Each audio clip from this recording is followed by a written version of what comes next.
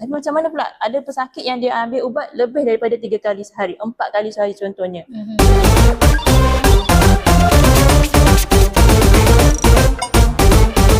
Assalamualaikum dan salam sejahtera. Saya Nur Afiza binti Baharin, Duta Kenali Ubat Anda. Okey, terima kasih kepada semua yang hadir dan sudi meluangkan masa bersama saya. Okey, hari ini kita akan membincangkan topik yang amat relevan semasa bulan Ramadan. Okey, iaitu ubat dan puasa. Okey, seperti yang kita ketahui, bulan Ramadan yang akan berkunjung tiba tidak lama lagi merupakan bulan yang penuh keberkatan. Okey, di mana umat Islam menjalankan ibadah daripada terbit fajar sehingga terbenam matahari. Okey, namun bagi mereka yang sedang menjalani rawatan atau mempunyai keperluan perubatan tertentu, mereka mungkin berhadapan dengan cabaran dalam memastikan kesihatan tetap terjaga sambil menjalankan ibadah puasa dengan sempurna. Oleh itu, hari ini kita akan cuba memahami dengan lebih mendalam tentang isu penggunaan ubat semasa berpuasa dan apakah langkah-langkah yang perlu diambil untuk memastikan kesihatan tetap terjaga walaupun sepanjang bulan Ramadan. Okey, saya berbesar hati untuk bersama seorang panel yang akan memberi penerangan tentang isu ini. Okey, saya perkenalkan Cik Wan Nurkarya bin Cik Wan Hassan, Pegawai Farmasi Jaya Gading. Assalamualaikum dan selamat datang. Salam, terima kasih. Okey, yang macam banyak yang saya terima soalan daripada orang awam. Ada yang bertanya, adakah pesakit beragama Islam ni boleh menerima rawatan, boleh berpuasa ataupun tidak?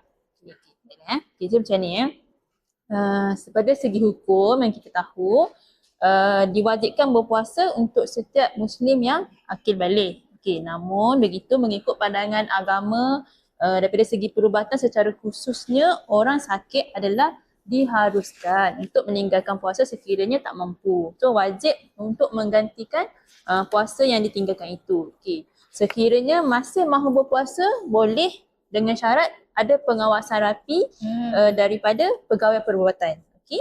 So apa yang perlu lakukan sekiranya pesakit kronik hendak berpuasa adalah perlu mengetahui macam mana jadual pengambilan ubat dan juga mendapatkan nasihat daripada doktor terlebih dahulu dah.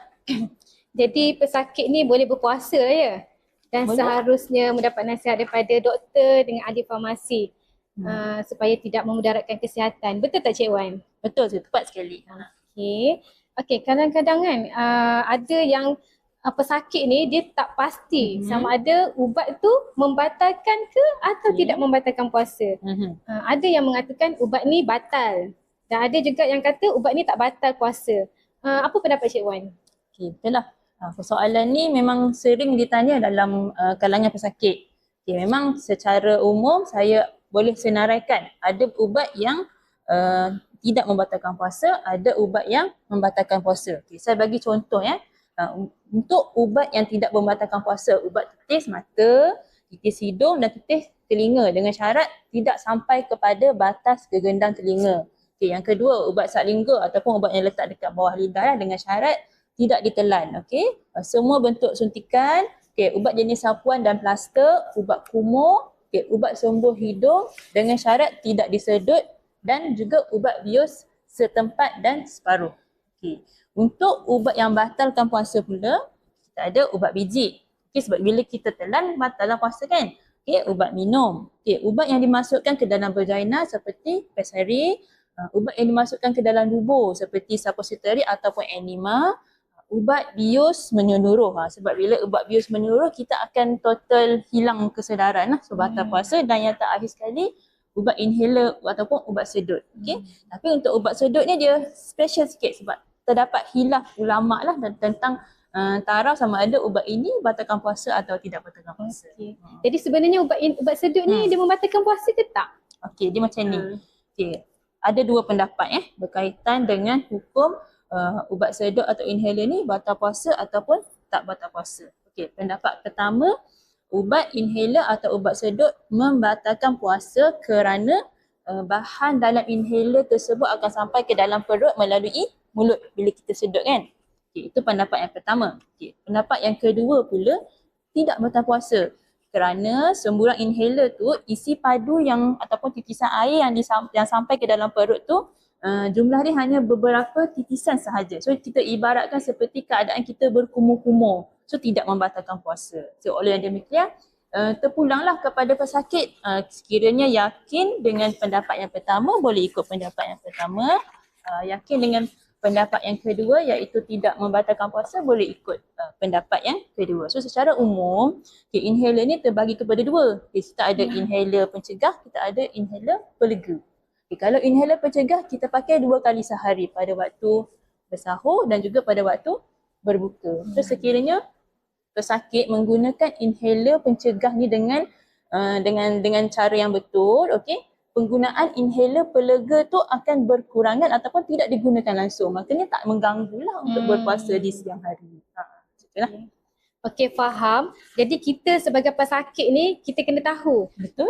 pencegah ke ataupun pelega. Betul. Jadi kalau kita ni ada pencegah, jadi kita kena pakailah waktu berbuka, waktu sahur, supaya elakkan kita akan pakai pelega pada di siang hari. Betul tak Cik Wan? Betul Hizah. Okey, kalau habis tu untuk pesakit kronik, kronik lain seperti macam darah tinggi, pesakit jantung, macam mana cara pengambilan ubat tu semasa berpuasa? Sebab kadang-kadang mereka ni dia ambil ubat ni ada yang lebih daripada 2 jenis. Jadi macam mana dia nak bahagikan masa tu? Okey. Untuk pesakit kronik, okey, yang perlu tahu adalah bagaimana cara pengubahsuaian, cara pengambilan ubat-ubatan ketika berpuasa. Okey, saya bagi panduan secara umum lah.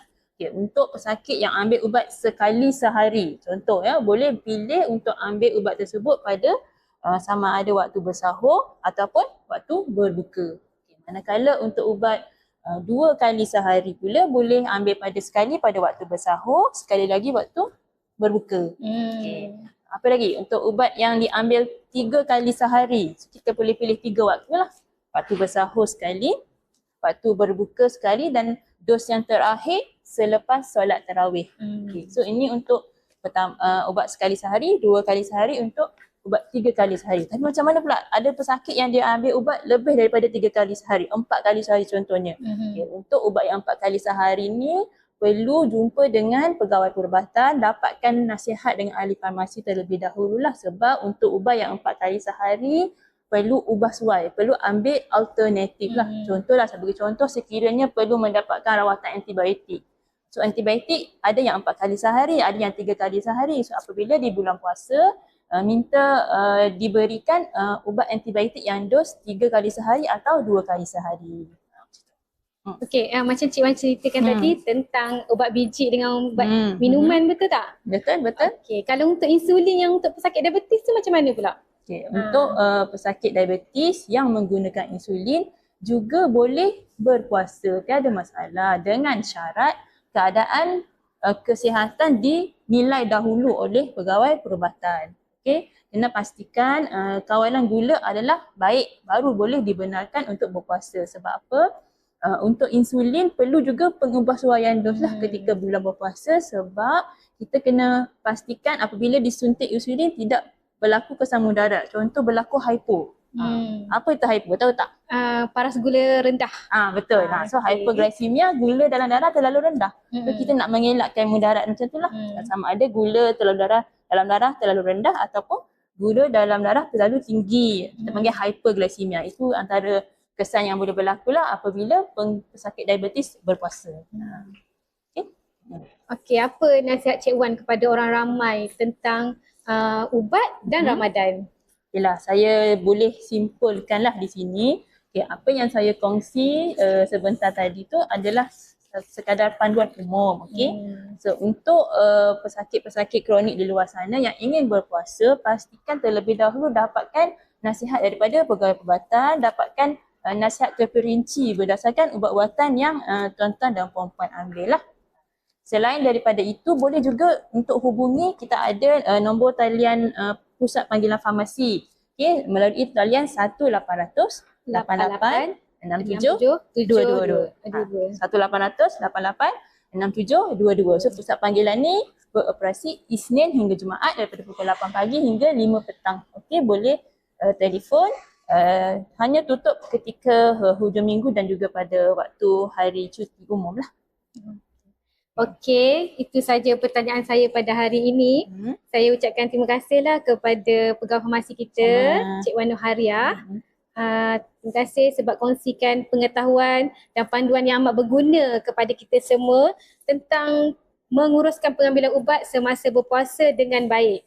Okey, diharapkan perkongsian hari ini memberi pencerahan kepada kita tentang cara-cara menjaga kesihatan tanpa menjejaskan ibadah puasa. Okey, semoga kita semua dapat menjalani ibadah Ramadan dengan penuh keberkatan dalam keadaan sihat dan diberkati. Okey, sekian, terima kasih. Terima kasih.